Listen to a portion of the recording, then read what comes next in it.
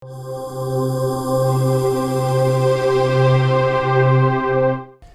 to the Tayari Plaza. This is kind of a fun section. I like these parts where they give you a good amount of ammo and you just have to take out everybody. Yeah, and it's like you can kind of go around through that building and get different angles on the guys. Mm-hmm. You can, or you can just snipe everybody. Oh, I went around. So my strategery right here is I'm sitting on top of a pistol, but I also have the carbine, so I'm going to use all my carbine ammo before swapping out the pistol and moving forward to go pick up a sniper rifle and take out the remainder of the guys. Yeah, okay. But previously we were talking about the leaderboards for most active Xbox Live games and how the Call of Duty 4 split it. Mm-hmm. But like this most recent month, Halo 3 jumped up to number 1.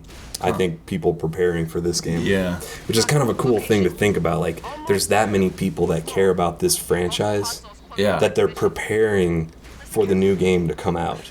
Yeah. It's a cool thing. I mean, that dedicated of a fan base. Is there going to be new multiplayer maps?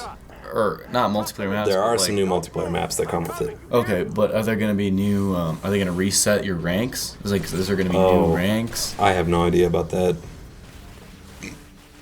Because preparing for the online of this, I mean, it's already out. Right, yeah, that's a good point. I wonder how they're gonna do the leaderboards for that now. I mean... Yeah, that's what I'm saying. I guess...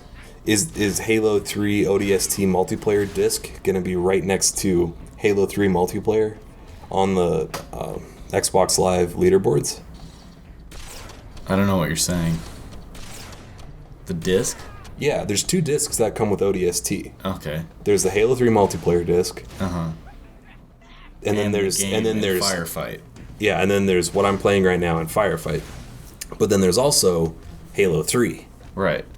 So which everyone who's buying this probably already has. Right. But like my point is the Halo 3 ODST multiplayer disc, which is the exact same thing as Halo 3 multiplayer, going to show up as a different name on... Oh, on your system? Right, like, yeah, that, like, if I look at someone's friends list and it says they're playing Halo 3 multiplayer, is it going to say Halo 3 multiplayer or Halo ODST multiplayer? Yeah, that's weird. Because it's the same thing. Well, can regular Halo 3 players buy the new maps if they don't give... You know, if they don't care about this? Yeah, you can download the maps, of course. So if you only do multiplayer, there's no reason to pick this up? Right, if you only play competitive multiplayer, there's absolutely no reason to buy this game. Which they certainly don't advertise, which is kind of shiesty. Yeah. But... Well, Firefight might be awesome. Microsoft's got to make their money, you know, by selling you RTSs and the exact same multiplayer that you already own. Yeah. Anyway, so get those sniper rifles, and we're going to be coming up on some hunters very shortly. They look different. Do they? Well, maybe I didn't play enough Halo 3. But they looked different to me.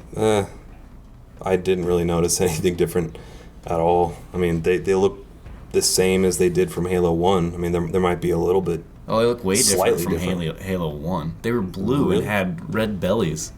Oh, but they're the same, like, basic concept. They're the same basic enemy. Yeah, that's what I'm saying. Like, they have the weak spot on their face and the weak spot in the middle of their back. But they look different. I feel like everything looks a little different. I feel like the weapons look a little different. Different? Different. Anyway, so there's 2... Fucking asshole. There's 2 hunters here. One of them seems to be a little bit weaker than the other.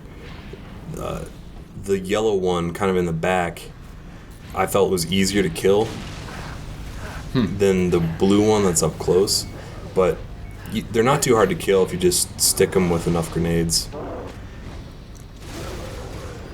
Takes 3 or 4 grenade sticks to kill them. So there's points showing up. That's not the default, right? Yeah, you can turn on the meta scoring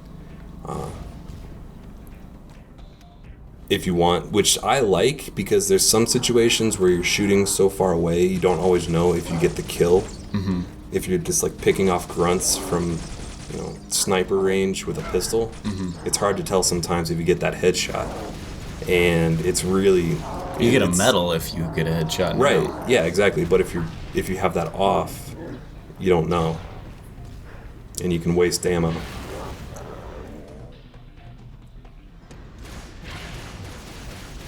And there's no achievement for like leaving it off or anything? Oh, no. So you're not penalized? No, there's...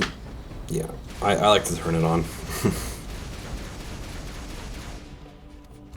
And I'm gonna use this turret that I picked up, or that I killed the grunt off previously, to finish off the hunter.